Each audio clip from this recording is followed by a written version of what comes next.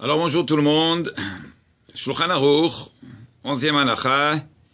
La question c'est, est-ce qu'il est permis de prier devant la cuvette où est-ce qu'on a fait Netilat Yadayim?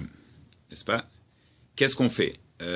Alors vous allez me dire, bon, c'est évident qu'on va la verser. Bon, ça c'est très bien quand on est à la maison.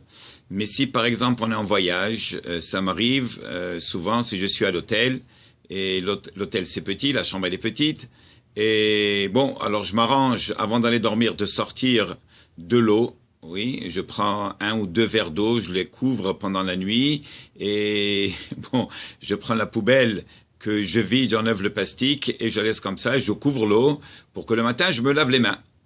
Alors j'ai lavé les mains et l'eau est là, dans la pièce.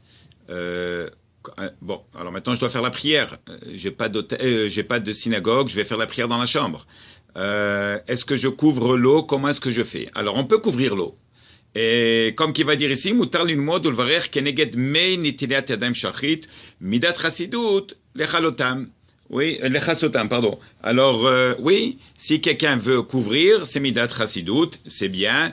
Vim shafach alem revi'it af midat chasidut en basé. Et surtout, si on prend une quantité de 86 mg et on la verse sur l'eau qu'on a utilisée pour Netilat Yadayim du matin, parce que apparemment c'est de l'eau qui est impure, n'est-ce pas? On a lavé les mains. Alors là, tout s'annule. L'impureté qui était dans l'eau, une fois qu'on a ajouté cette certaine quantité d'eau sur l'eau qui n'est pas impure, l'eau n'est pas pure, mais on peut prier devant cette eau. La 12e halakha, quelqu'un qui dort avec ses gants. Alors, quelqu'un qui dort, alors vous allez poser la question, pourquoi est-ce qu'on va dormir avec les gants? Depuis quand est-ce qu'on dort avec les gants? Alors ça, c'est le cas qui est quand même précis. Ça veut dire, si je sais que demain matin, je n'ai pas d'eau à l'endroit où est-ce que je suis présentement, et demain matin, il n'y aurait pas d'eau, alors oui, c'est mieux de dormir avec les gants.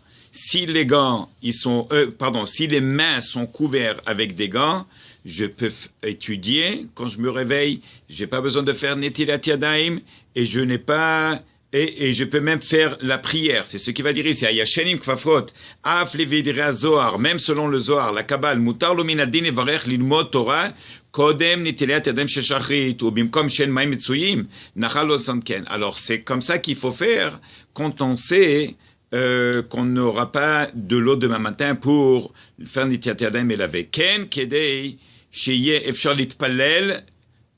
Alors, il dit, ou bimkom shen maim metzuyim, quand il n'y a pas de l'eau, quand on sait qu'il n'y aura pas de l'eau, nachona sotken. C'est comme ça qu'il faut se comporter. Mettre des gants avant de s'endormir. Kedei sheyeh efshar litpalel v'dikro kriyat shema ben Netilat Yadayim. Ça permet même, alors, premièrement, d'étudier et même de faire la prière kriyat shema lamidatu sans faire Netilat Yadayim. Pourquoi? Parce que les mains, ils sont restés propres, ils sont restés couverts. Alors voilà, ça c'est pour aujourd'hui. Baruch Adonai Leolam. Amen ve Amen.